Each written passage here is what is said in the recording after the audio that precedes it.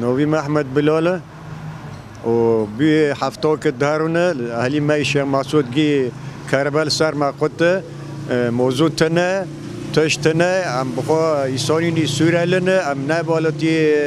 دربونه ام بخوا جوالات ملتنی سورینه هرو ام وی اور وی دو وی موضوع وی کربه وی در انو جمرل سر ما ام کرنه حیساری کی انو علم ناتی قبیل کرن ام بو تشتی شهر نزار دکن ام بو تشتی قبیل نوکن انو بو تشتا گره خونو نبه ریکل سر قط نکی موستی قط نکی کربه قط نکی تشتا قط نکی هرو زوستانه اشته مری کول های قچک های در های انو پی گره که انو پی بعیشه نوابه ملت گی بمره گی سرمورا بمره گی البر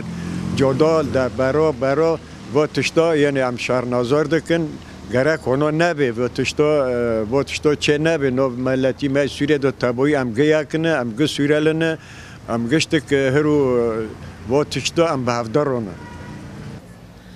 نوی مایتانه ام تاقه شیخ مقصود رو نشتنه ذاته بی هفته که ام ده حیساره دانه ام کرنه حیساره وقت فرقه چهاره تشتی برناده و تاقه نه موجوده نه ارد هر تشکی سر معقد که ام و تشتی ام روزی نابن یعنی ام جی یعنی جوی سوریه نه ام جی جوی ولادتی نه سوریه نه یعنی خیر تش سر معقد که گره که تش نعتقد کرن یعنی ملت که کده هره ملت گیل بر سرمه موجود قطع ام برتنا ام دراشیه دانه ام بی چهار پنج روز دراشیه دانه ما خیر ام بتشتی اینم شهر مزار دکن ام دبین گرک سر فرقه چهاره وارد ساکنوندن دولت سر بساکنه حالا که جوی فرقه چهاره رو ببینه تشکی برنامه تاقی شیخ مقصود موضوع برنامه ام دراشیه دانه ام یعنی ام بتشتی جی ام روزی نابن واق ملت یعنی ام جی ملت سوریه نه ام دبین وقت دبی دیساجی يعني نوم عشي فتشتا مش مازور كلام نعلا دكان أي ما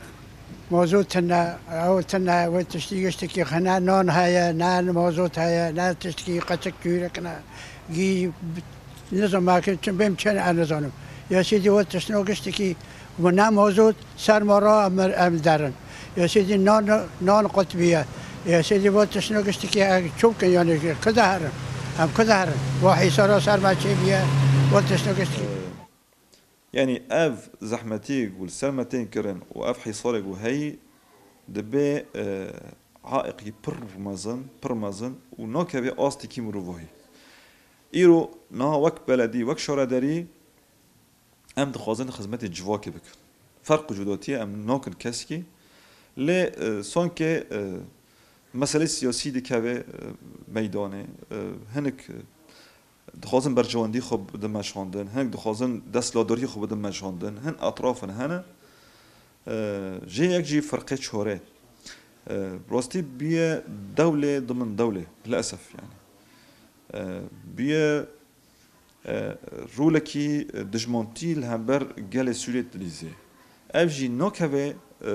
برجواندی گل سوریه اف يعني تشتيقو دبي ام دندكن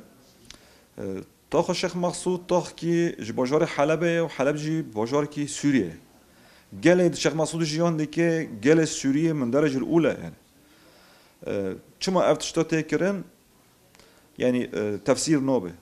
للاسف يعني تاني دكافي مصلحتنا هن ضباطنا هن كزنا هن شخصياتنا هن اطرافنا